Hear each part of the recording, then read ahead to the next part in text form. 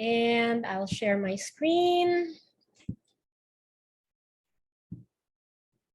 So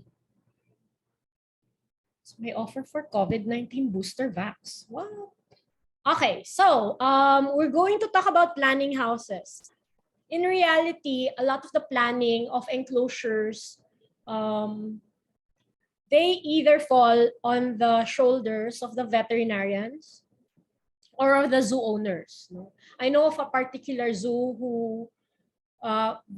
whose owner was proud that they never consulted anyone in the zoo design.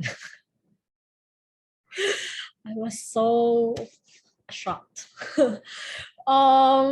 So because of that, they had a lot of problems with in relation to housing. A lot of their birds died because of dysentery, of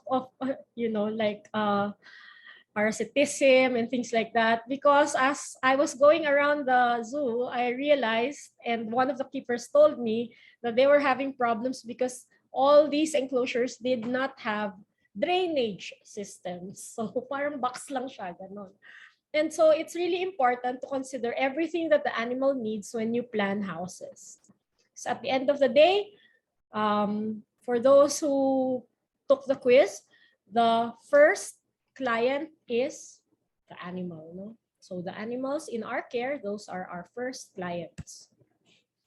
So looking back, there is something, some sort of evolution, no, in the way zoos were designed. Originally, they were just designed so that the animals can have a space, like a box, so that people can really see them. No? They didn't consider ecology. They didn't consider the animal's natural environment in designing these spaces. And eventually, this is in Seattle, no? In Woodland Park Zoo in Seattle. And these were the old enclosures. When I went there, all of these are completely, renovated. And if you see the old zoo, look at this person here reaching out his hand into the bear enclosure. Obviously, the enclosures are not safe.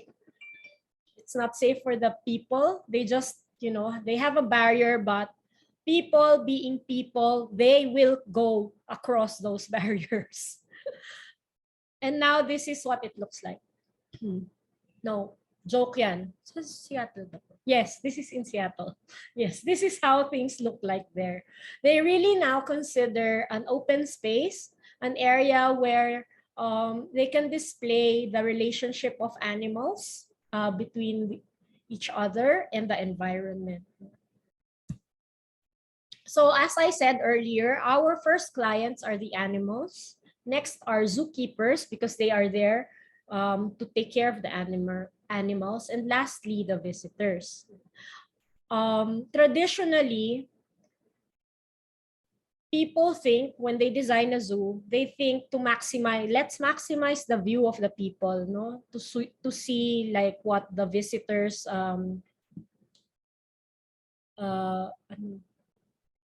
horse, hindi yun. Ay, sorry, hindi siya horse. Zebra siya.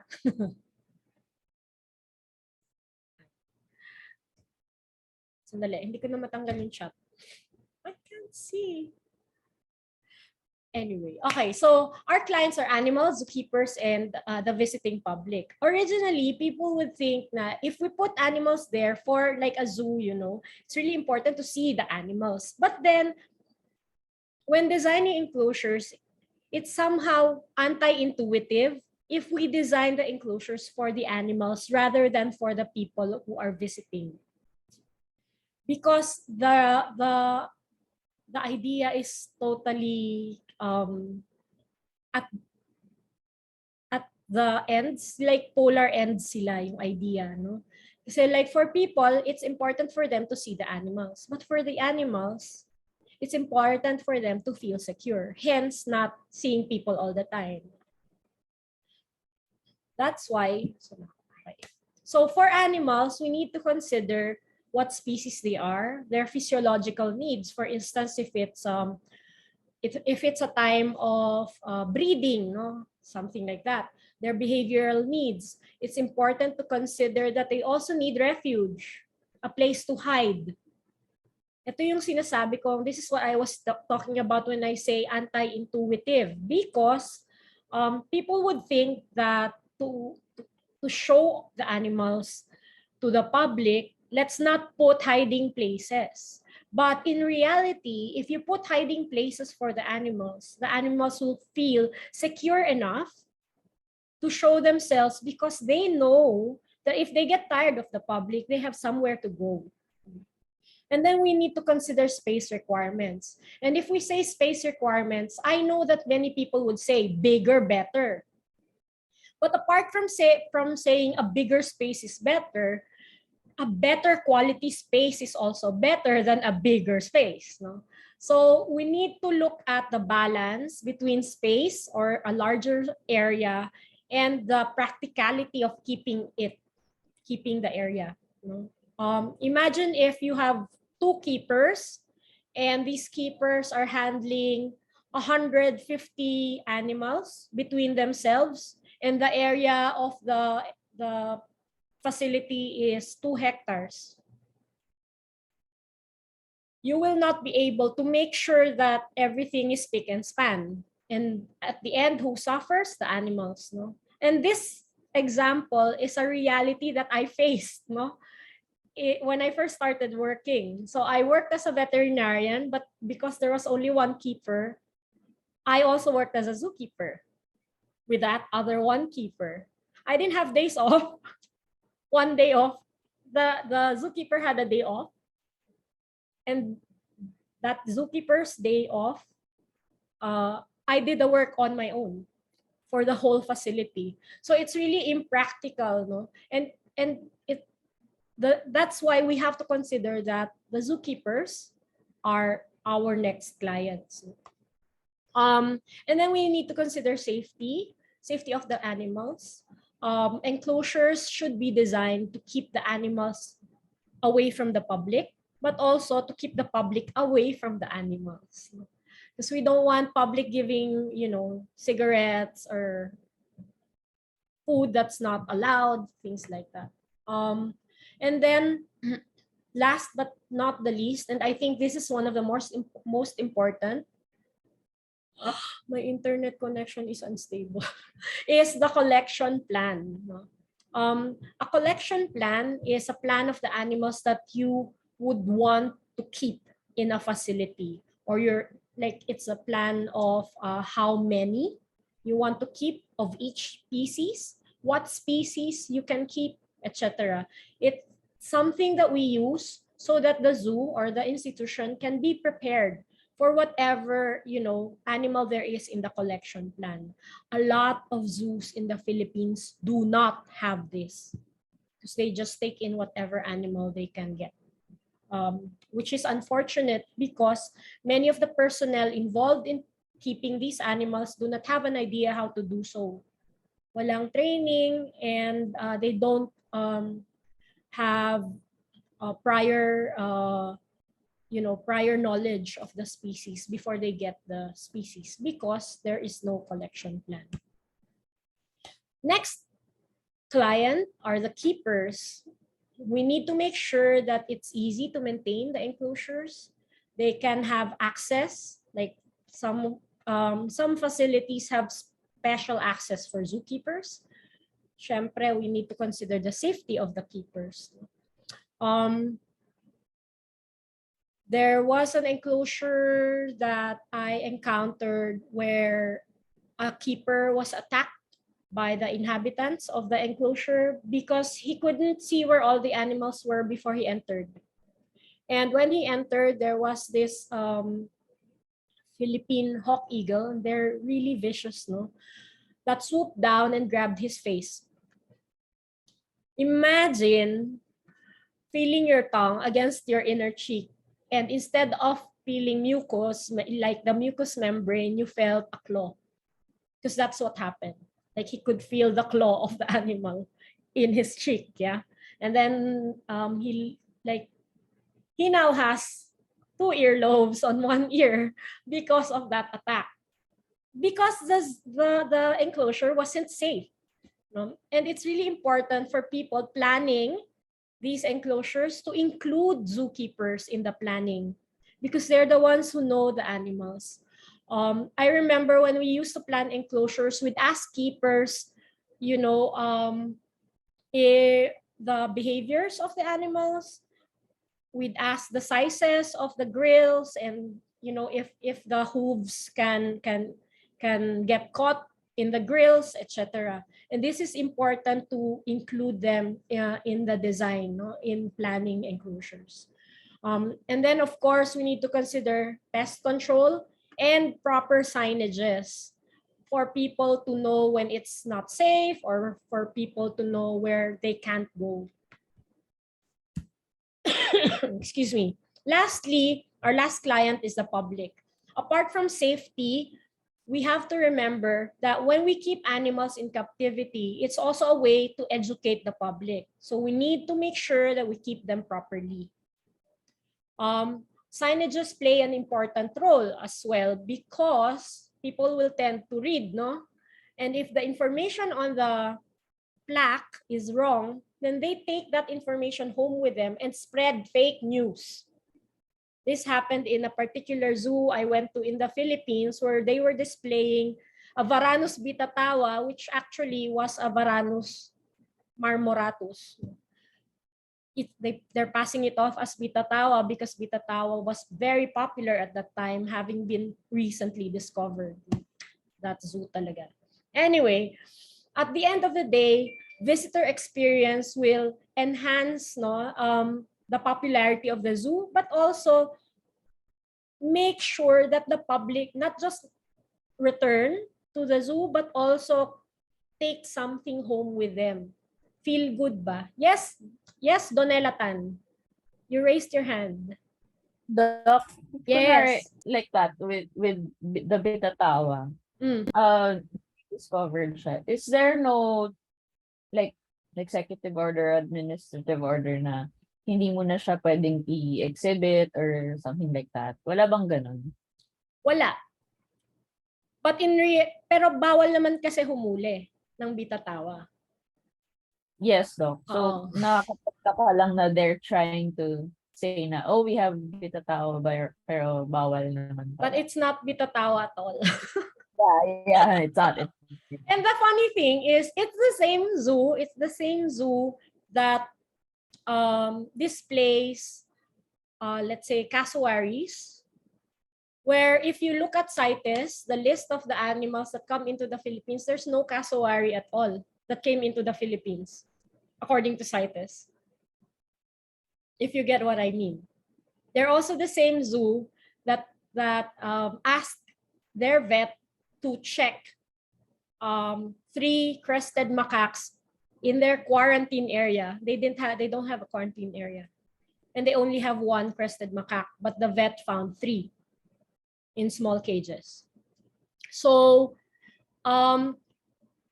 facilities that treat their animals in that way or that treat their public that way are actually really bad examples of zoos.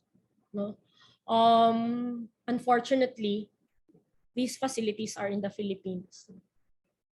Sorry na lang. Okay, so I'm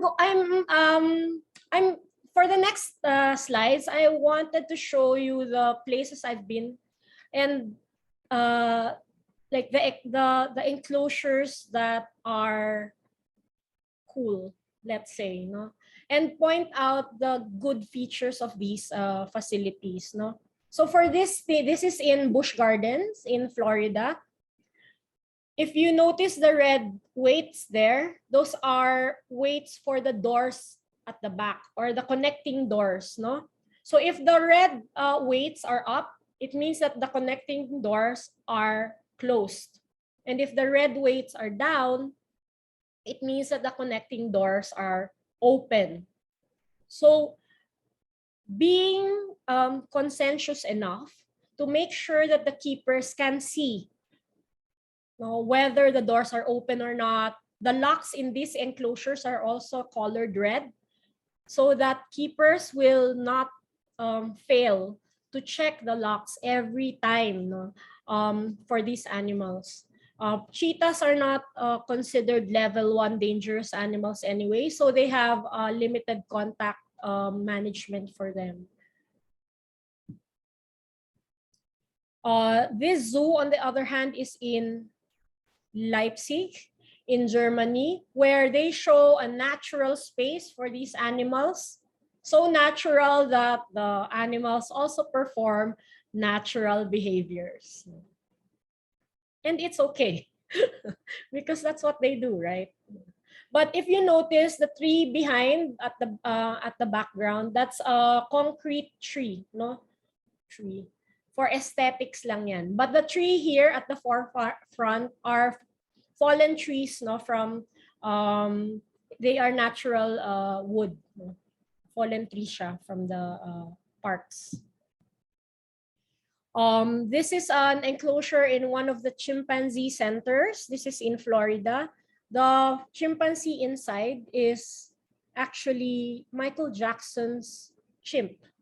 So whenever the chimp gets older, he leaves them and exchanges it for a younger one. And the chimps that he had were brought to this facility. And the enclosure that these chimps live in are actually modular enclosures. So there are a couple of globes like or domes like this, interconnected by mesh walkways like that, so that the keeper can call out, you know, individuals to have them transferred to the vet or to weighing facility or to other enclosures like this. So they only house chimps and orangs in this facility. Yeah. And then there's a door. Of course, if you don't want them to get into the building, there should be those doors and levers. This is, wait lang. Saan nga ba to? Some zoo in, oh, sorry. This is in Disney, I think, in Florida. Yeah, I forgot where this is, where they have an open area for the big apes. And there are areas like this where usually in Europe where zookeepers are allowed full contact with the animals. But in the US, they don't have that anymore. Limited contact na. So this is in the Netherlands where there's an underground den for the elephants. They make sure there's sand for the elephants to lie down on. Imagine how big this enclosure is, with that elephant looking really small. No?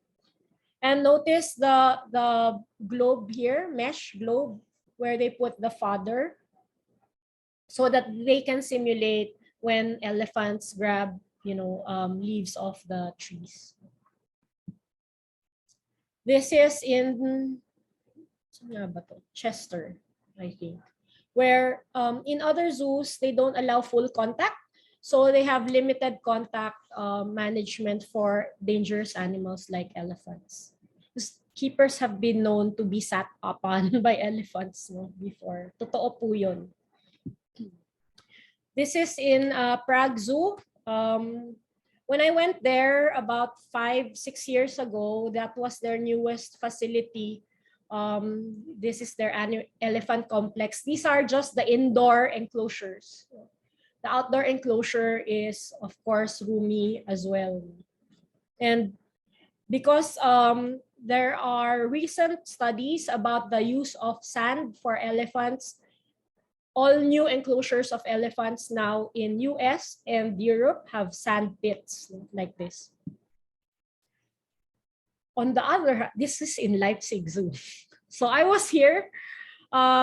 This is what they call Gondwana land, where they talked about the evolution of Earth, like the life of Earth. No, visitors enter through a gate, and when they come in there, there's like 4D information campaign. No, like a 4D experience, literally, because you walk, the place where you walk on, like the floor feels like it's muddy, and a projector, or like a projector projects like an illusion of like bubbling magma while you walk, and there's as like an announcer talking about the birth of the earth. And then you walk along the corridors, and they will tell you about all the eras that the earth has gone through. And then you ride a boat, and it will lead you to the different sections of this area. And you'll see like Komodo dragons, and like for each area there's a tropical habitat that they're showing. And many animals here are free living, which means that you can just look at them in the trees. They're not caged at all, but it really needs a public with much discipline, no, not to harass the animals. This is it outside. That's how it looks like outside. So the whole complex is temperature controlled, because this place is in North Germany, so they needed to control the temperature. They flew in like bananas in there, because many Germans do not know what a banana tree looks like, so they put that in there too. Bananas and coconuts and all of that tropical plants. This is in Woodland Park in Seattle, where they show birds of prey and, you know, flights and things like that. Not just for training the animals, but also for to make sure that the animals are well, you know, physically fit, but also like to educate the public as well. This is in a facility in Negros. So for those who live in Bacolod, they might have gone here as a young kid. This is where I used to work. And the enclosures here are some of the enclosures that I helped design. All of them are planted, and all of them try to make sure that we put the habitat into the enclosure. This is at the Philippine Eagle Center. All the rescued eagles are on stumps like this, but the barriers against people are a wide, wide bush, no? Like they planted around it so that people won't come into the space of the eagles. So I think in the Philippines, TEF, NFP, and Ocean Adventure are the three places that actually think about animals when they make the enclosures. That's all. I mean, that's it. And we have so many zoos in the Philippines.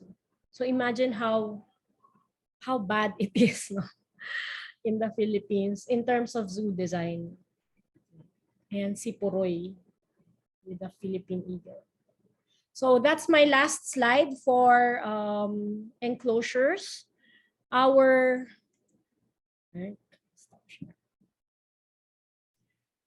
may question so far? So I will continue on to enrichment, to the enrichment presentation. Kung walang question. Wala naman po ako, Dok. Okay, thank you. Parang tayo lang nandito eh, no? Joke.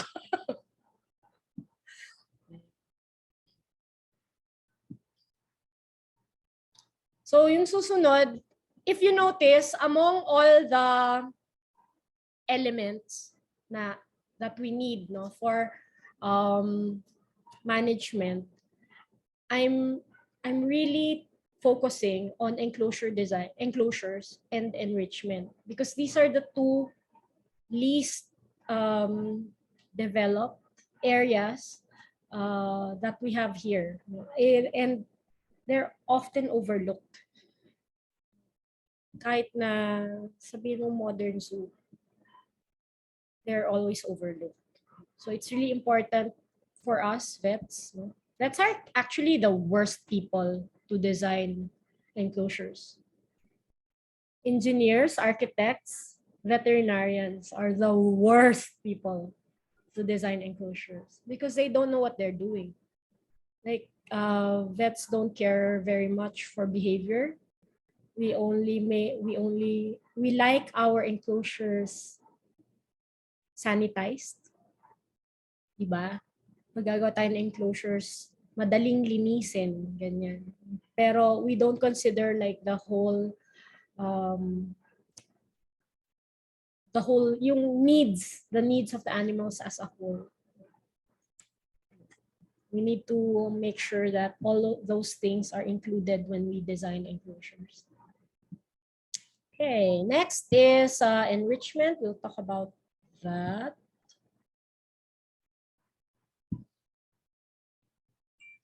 Okay.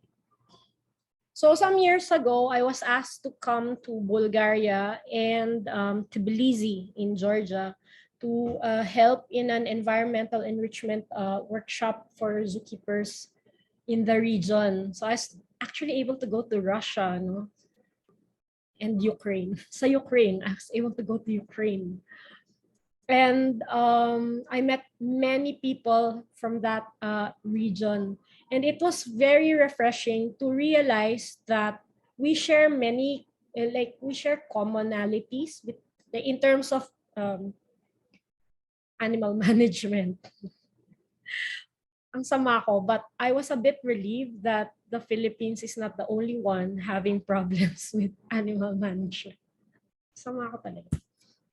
Anyway, okay, so as I said, no, in the introduction last week, environmental enrichment can provide stimulus or stimuli. It increases species specific or species typical behavior, and it enhances physical and psychological well-being.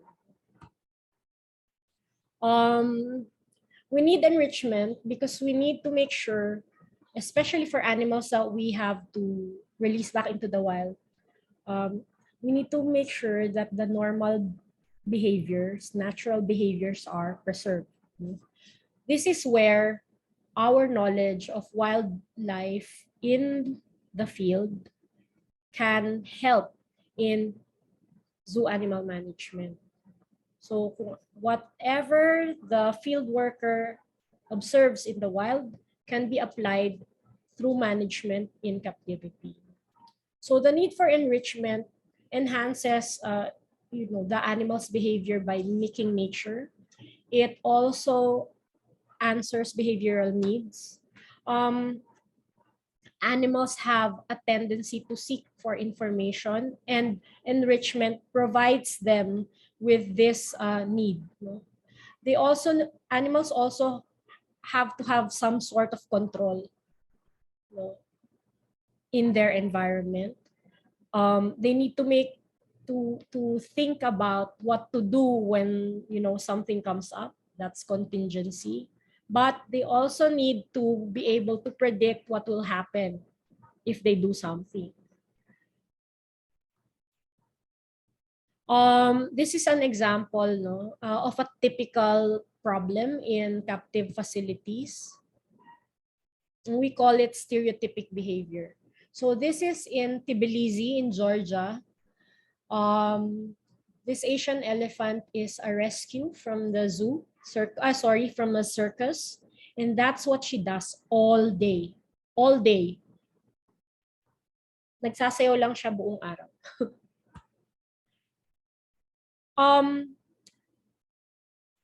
Enrichment does not halt those kinds of behaviors. No? When animals reach that point where they have stereotypic behavior, like pacing in big cats, you can't untrain that anymore. So what I'm asking people to do, keepers, managers to do, is provide enrichment, before that happens, before the stereotypic behavior occurs. Because when the stereotypic behavior sets in, there's no turning back. It's just gonna go on and on. And stereotypic behavior is actually, it can damage the animal, no, physically, especially if it has something to do with, you know, like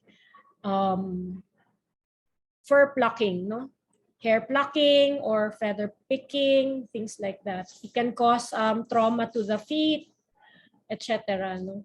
And it's really unhealthy.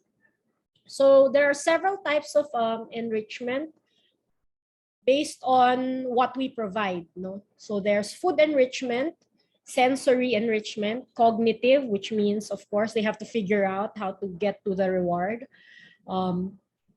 Cognitive enrichment also includes training, and social enrichment, that is if, for instance, they are a social animal. Social enrichment also involves the relationship of the animals with the zookeepers. And then there's physical enrichment, meaning you change qualities in the enclosure, etc. So for food enrichment, the first one we need to provide is variety. You can't eat the same food day in, day out throughout the year, no? So you need to provide a variety of food choices for the animals. This has something to do when you put yourself in their shoes. Diba? Like if you were a pig, a wild pig, would you want that kind of food that we always give pigs all the time? Boring yun, di ba? So you need to provide a variety of choices. But also, you need to make sure that the presentation and preparation of the food is appropriate for the animals. For instance, this is a cake for pangolins. Because termites are hard to come by, keepers at Pingtung Rescue Center thought of a way to provide nutrition by making this cake. No? So they put this under a mound, like a termite mound, and the pangolin will try to eat the cake through that mound. No? It works for anteaters as well. It works for chimpanzees as well, so that they can use their natural way to feed. Because sometimes, the natural food choices are not there. So you have to make do with what you have. And then there's presentation. This colleague of mine whom I did the enrichment workshop with always says there is no plate in the wild. Like they don't exist in the wild. So get rid of the plates. And so when we present food, we try to make it as natural a presentation as we can. No? In this case, these are food kebabs, no, or veggie kebabs. So they're like you get a twig and then push the vegetable pieces in there, and then that's what you offer to the animals so that they can browse and they take time to eat and they can choose if they like to eat it or not. And then you can spread the food through time and space. This is dispersal. The simplest way to provide enrichment using food is to actually spread the food across space, meaning scatter the food in the enclosure. But also, you can spread the food through time, meaning more feedings. Normally kasi we feed twice a day, one in the afternoon and one in the morning. But if you spread the food through time, it means that you feed more often.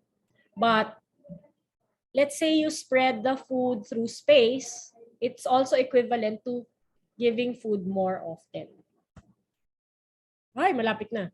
Okay, so for sensory, we can use like sounds. Can you hear?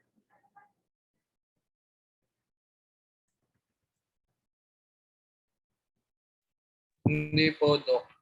Sadness. Wait, dapat pala i-share ko yung... Anyway, so unfortunately, you didn't hear it, but it's actually frog sounds that I played.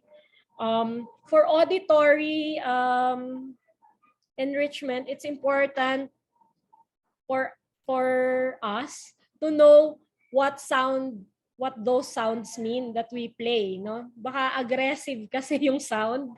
So baka mag-away lang yung mga animals. So we need to consider that. Although maganda sana yung ambience, pero yung pala nag-instigate na tayo ng away, no?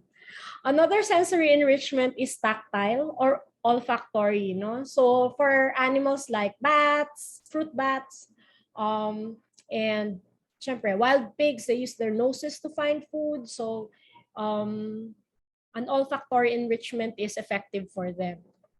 So, but if you notice, food enrichment can cross over with sensory enrichment.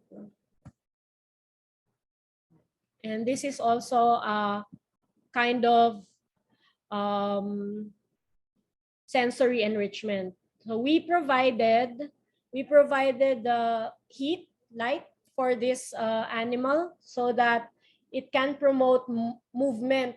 So before we put the enrichment there, it was just in one corner, no? Pero ang critic ko dyan, they should put like a wire over the bulb so that the animal will not burn itself. And then there's the problem-solving thing, so cognitive. This box actually has, parang the bat should pull out sections, like the leaves, to get to its food, no? And another cognitive enrichment would be behavior conditioning or training. And then there's social enrichment to make sure that social animals are indeed provided with social enrichment, and solitary animals provided with to be alone. This is another form of social enrichment. It's rutting season, so the bucks need a place to rut. And in this enclosure, this is again in Tbilisi, Georgia, they didn't have any trees. So we provided them with, anong tawag dyan? Sungayan, tawag ko dyan. Something to fight with, yeah? Because otherwise, they will go crazy. They need this, no? To get rid also of the antlers eventually. And then after the social enrichment comes food enrichment because they end up eating the branches. And then another social enrichment is the animal's relationship with the zookeeper. This is in Landau Zoo in Czech Republic, where they have full contact management with this lone elephant. So that's And then there's physical enrichment, just providing novel items for the animals, to explore.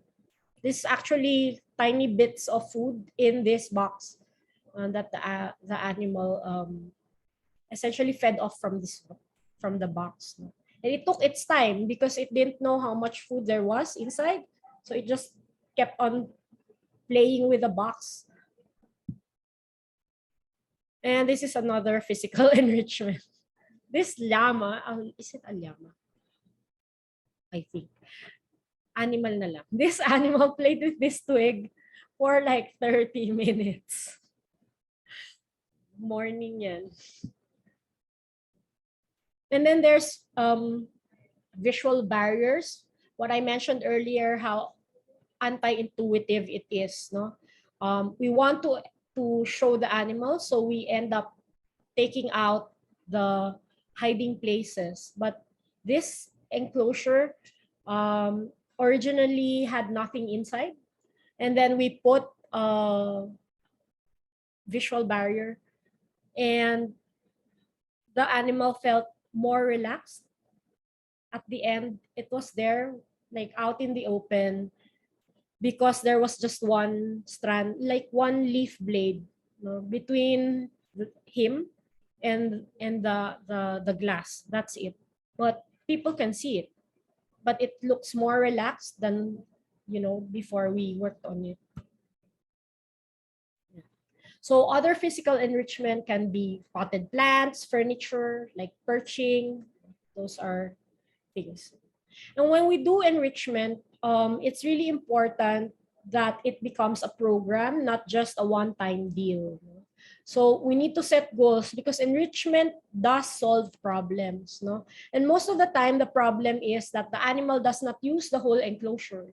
So the goal can be positive use of space or reduce spacing, no? Or reduce aggressive behaviors, all these things.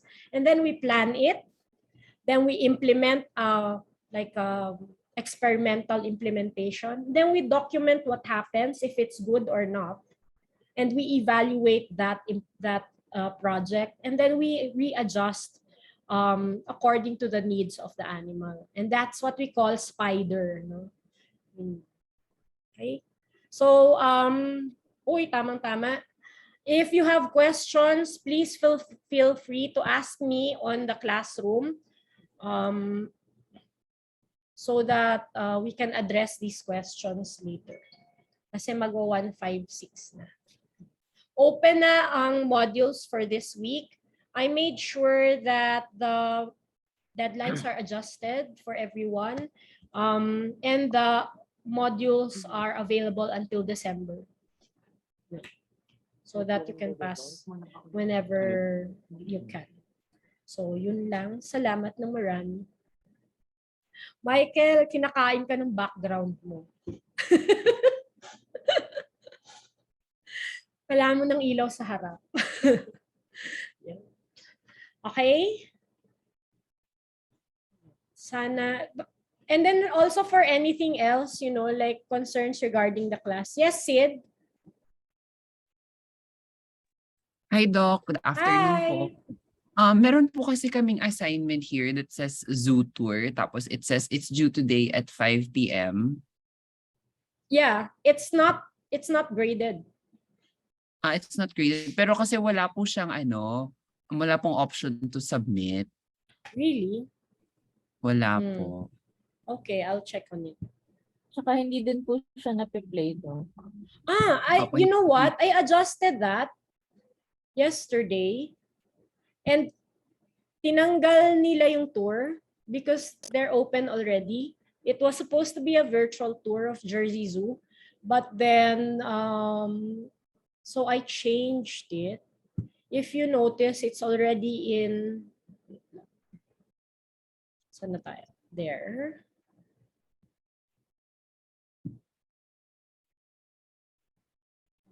Puntahan ko. Okay, zoo tour.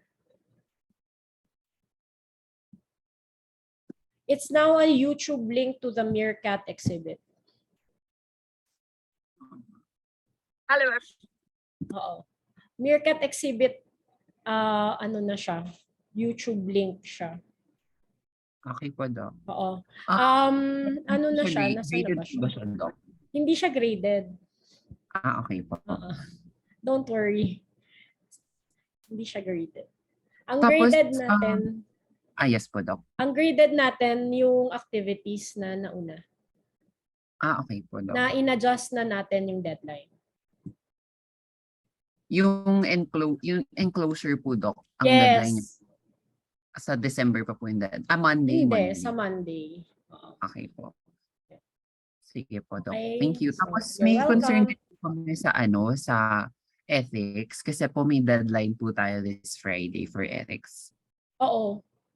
Baka po pwedeng ma-move siya to, let's say, Monday po kasi medyo overwhelmed na po kaming mga seniors sa dami ng requirements. And may duty po kasi kami sa Friday. Ano ba yun? Yung ethics mo. Rabies, that's today. Rabies-free Yes po, Philippines yung is rabies today. today. And then meron po sa Ethical sa Friday. dilemma is on Yes po. Friday Friday. po. O sige, di gawin nating Monday yan. Kaso, Sige. kasabay niya yung vet challenge. Na Monday din. Pero, madali lang naman. Oo. O sige, di i-move ko. Sige, thank you po, Doc.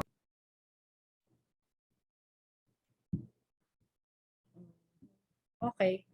O, di yung hindi na nag-e-ethics sa akin, pwede na kayong lumipat sa kabilang class. Kasi ethics na. Tama. Ay, sandali. Tapusin ko yung recording ba yan?